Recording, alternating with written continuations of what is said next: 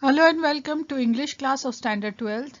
We are doing the sign of 4, chapter 2, the statement of the case.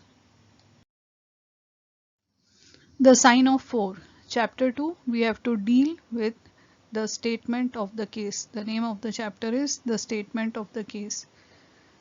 It starts with Miss Morrison. She is entering the room with firm step, confidently, and an outward composure of manner. That is, with full manners she is entering the room. She was a young lady, small, dainty, well gloved, and dressed in the most perfect taste. That is, she was not very tall, well dressed, good looking, and she was dressing in a perfect way. Though she had dressed perfectly, but her dress was very plain and simple. The costume gave us the suggestion that she was of limited means she was not very well off. The color of her dress was grayish beige and she wore a small turban. There was a white feather coming from the side of the turban. Talking about her face neither had regular features nor she had a beautiful complexion, but her face was expressive and sweet, and her eyes were blue and gave a spiritual and sympathetic feeling. The experience of her was like that of the combination of many nations coming together. The author says that he has never looked upon such a face which gave a clear promise of sensitive nature. He says that she took the seat which Sherlock Holmes has placed for her, and her lips were trembling and her hands were quivering. That is, she was unable to speak frankly, and her body language was very much underconfident. It showed the sign of intense disturbance within her.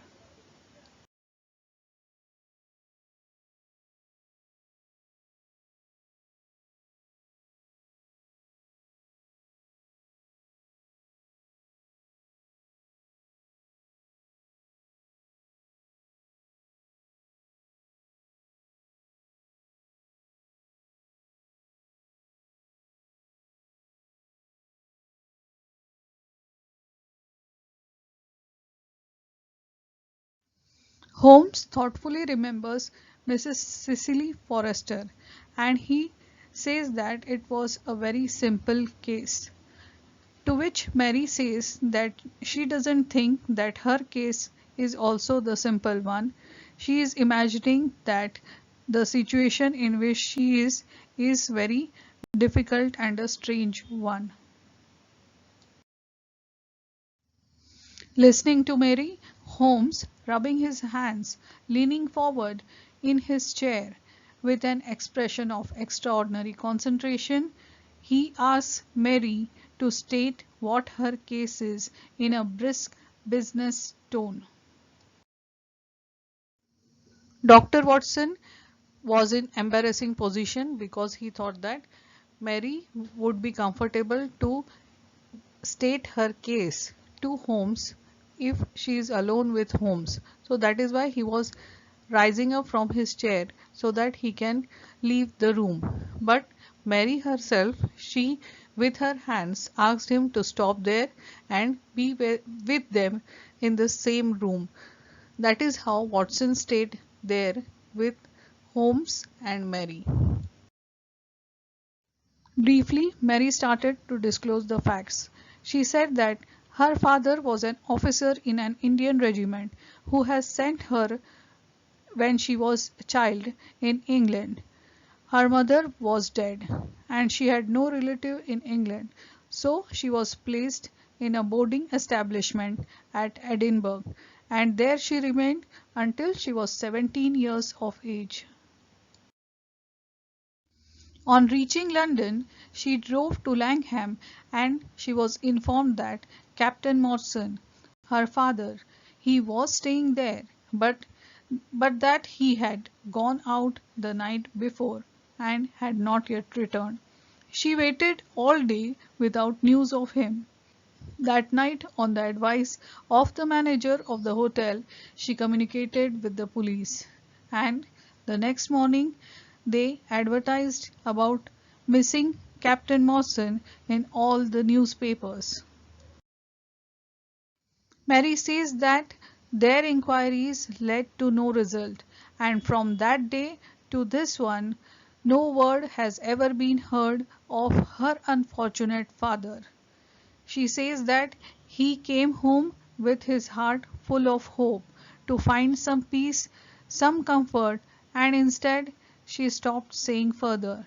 She put her hand to her throat, and her throat was choking with a sob, that is, with a cry, and then she ended the sentence there itself.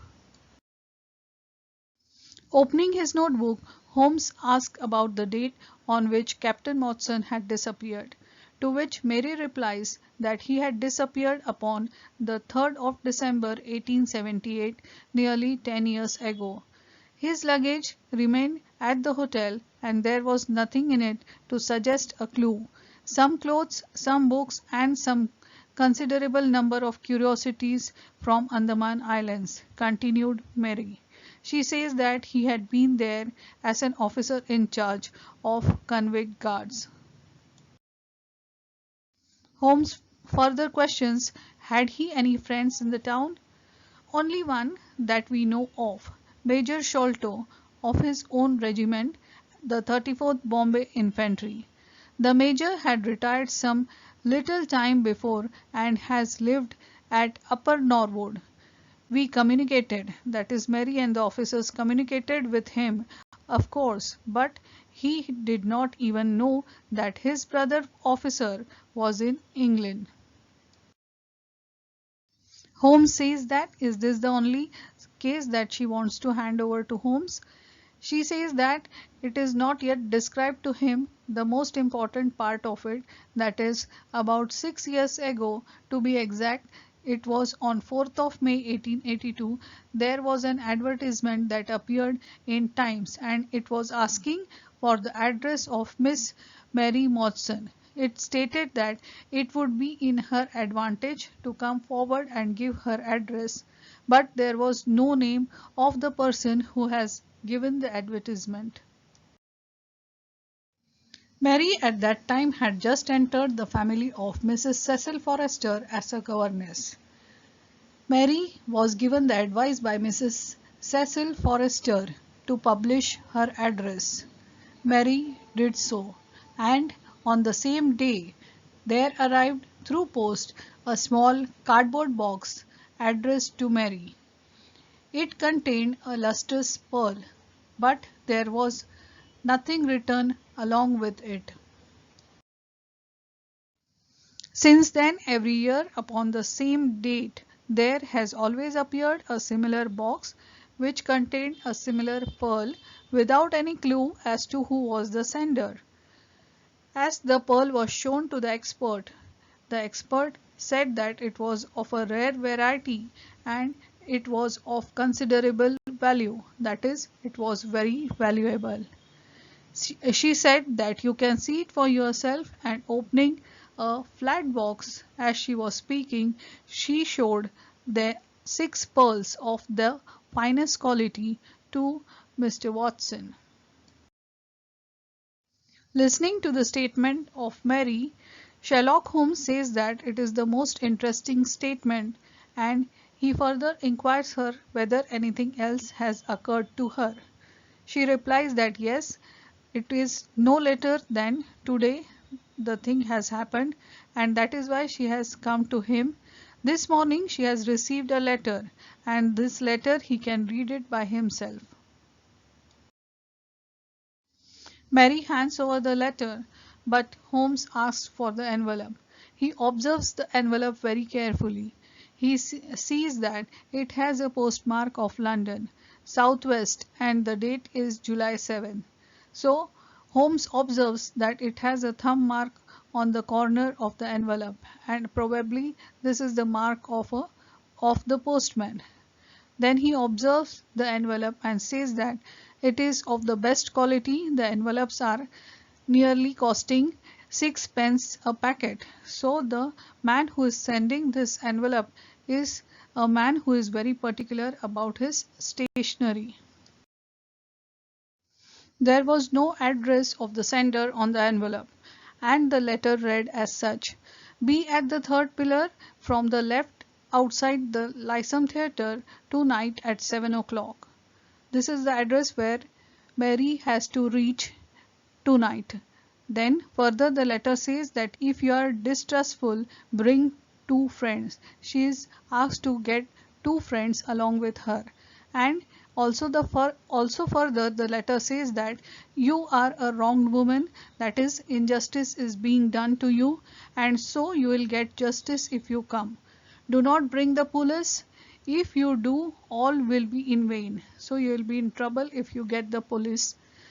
Your unknown friend. And the letter ends with your unknown friend.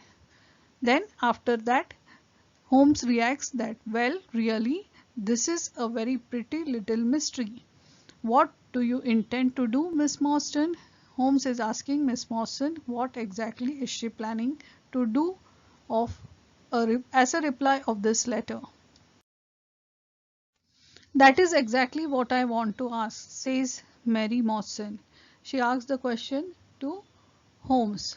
Holmes says that certainly they will go. She, along with Holmes, and also Watson, will accompany them. Mary curiously asks whether he will be ready to join, to which Watson replies that he will be proud to be at the service of them. Mary says that they both are very kind, and she says that she has led a retired life, so she has no friends who can accompany her. She further says that she will be there at 6 and then they will be moving along to the address. Holmes inquires that whether the handwriting on the envelope and the boxes which she has received are the same. She produces certain half a dozen of piece of papers to compare the handwriting. As Mary produces the other pieces of handwriting, Holmes praises her and says that she is certainly a model client and she has a correct intuition of what things will be needed as a proof. And they start spreading the papers on the table and having a look at the letter as well as the papers and the handwriting on them. Looking at all the twirls and turns and the breakdowns of the writing which they are comparing, Holmes comes to the conclusion that the handwriting is of the same person. He asks Mary whether it has any resemblance to the writing of her father. Mary replies that it has no resemblance of the writing of her father. Then Holmes tells us that he will look for her at 6 o'clock in the evening to come. Holmes asks Mary to keep the papers with him so that he can look into the matter before they'll go for meeting the person who has written the letter. They bid each other goodbye by saying au revoir. Watson, who is the narrator, he says that they exchange a good glance. They look at each other very kindly, and standing at the window, he looks at Mary walking down the street, and he looks to her till the time she is disappeared in the crowd. What a very attractive woman, exclaimed Watson about Mary to Holmes. Is she? Said Holmes, and he said he did not observe that. On this, Watson replied, he really was an automaton calculating machine, and there is something positively inhuman in him at times. To which Holmes smiled gently. Holmes further said that it is very important that we should not allow our judgment to be biased by personal qualities. Holmes says that a client is a mere unit, a factor in a problem, that is, a person in a problem. The emotional qualities are the enemies to clear reasoning. He assures that the most winning woman he has ever known, that is, the most beautiful woman he has ever known, was hanged, and she was hanged for poisoning three little children for their insurance money. He further gives the example that the most repellent man, that is, destructive man, he has ever known is a philanthropist, that is, a social worker who has spent nearly a quarter of his million upon the London poor people in London. However, in this case, Holmes says that he never makes exceptions, and he questions Watson that has he ever come to an occasion to study the character based on the handwriting. What can he make out from the handwriting that is on the notes in front of them? Looking at the handwriting, Watson says that the handwriting is legible and regular. So this is a man of business habits and he has some force of character. Holmes shakes his head and also points out that look at the long letters, they hardly rise above the common herd, that is common standards. Then look at D, it might be A, and L, it can be E. Holmes says to Watson that men of character, they always differentiate their long letters, however illegibly they may write. That is, however untidily they may write, but yet their long letters are differentiated. Look at this writing. There is a vacillation in his case and self-esteem in his capitals. That is, the inability to read the case and the capitals. He is going now and he will have some few references. Let him recommend the book, one of the most remarkable books that is ever penned, ever written, and the name of the book is Martyrdom of Man, which is written by Winwood Reade, and he will be back in an hour. Sitting at the window, there were a lot of speculations in the mind of Watson. He thought of who the writer was of the letter. He also had a thought in his mind about the visitor, Mary, about her smiles, her rich tones of her voice, and the strange mystery in her life. He thought that when her father had disappeared, she was 17. So now she might be 27, and this is the sweet age when the youth has lost the self-consciousness and she had become a little sobered and experienced person.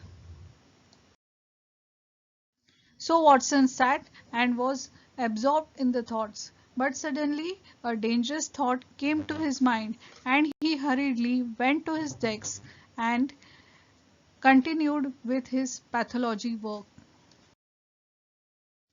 The dangerous thoughts that came to Watson's mind were, what was he, an army surgeon with a weak leg and a weaker banking account, that is, financially weak. He should not dare to think of such things. She was a unit, a factor, and nothing more. Mary was just a case for him. If his future is black, it is better that he should face it like a man and he should not attempt to brighten it by mere imagination. With this, we have come to an end with chapter 2 of The Sign of 4. Thanks for watching. Meet you in the next video with the next chapter. Till then, goodbye.